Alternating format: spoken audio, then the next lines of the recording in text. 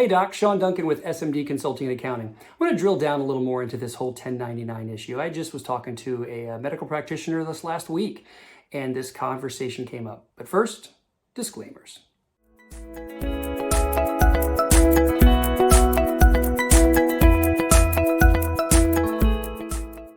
Okay, the 1099.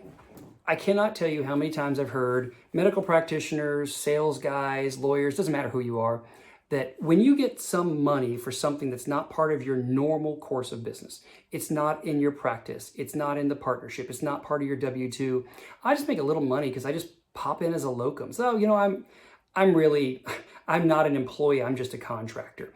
Or they see themselves, and here's one of the biggest mistakes that I run across, oh, I'm a 1099 employee. Okay, let's start with that one first. There is no such thing as a 1099 employee. Doesn't exist. You are either a 1099, which means a contractor, which also means you're self-employed, you have a business, or you are an employee. This is a massive issue for so many people, and the IRS and the states love to audit it because they can come get a lot of money out of you for penalties and interest and taxes because you've screwed this whole thing up. So first, please, if you don't pay attention to anything else I say here, there is no such thing as a 1099 employee. You are either an employee or a 1099. And when you are a 1099, you are a self-employed business owner. It's that simple. So now when you have that 1099 income, treat it like a business. Treat it like there's all the rules that you have to follow. I know we don't like paperwork. Nobody does. But we've talked a lot about liability and taxes. Let's just manage this appropriately. If you go make, I only make $20,000, it's just a little bit of side work. Look, $20,000 is a lot of money. I don't know who you are that 20 is not a lot of money. It's a lot of money, especially when you might end up giving a third of it or more to the IRS, in some cases almost half. Now, hold on for a second. I did just say almost half. Yeah, there's state taxes on this too.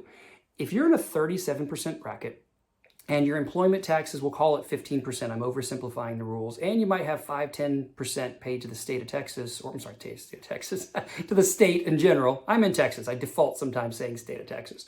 But if you pay to those states, you might lose $10,000 in taxes.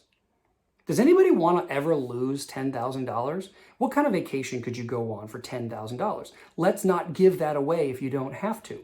So when you are a 1099 contractor, let's treat this the same way we do as your core business and make sure we're protecting you properly, we're minimizing the taxes, and we're creating all the opportunities.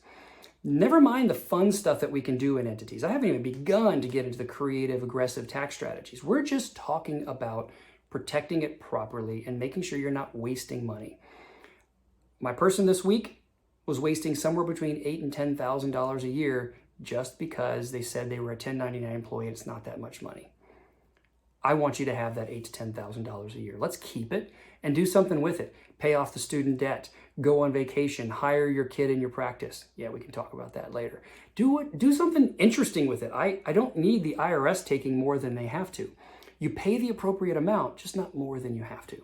So please, 1099, when you receive one, acknowledge you're a business owner. Let professionals like myself or other CPA firms that focus on the proactive strategy actually help you with managing that and collaborate with your team of financial advisors and lawyers to get this stuff to really work for you. I want your money and your efforts to work for your goals, not just go to the IRS if you don't need them to. Sean Duncan, SMD Consulting and Accounting. Hey, Doc.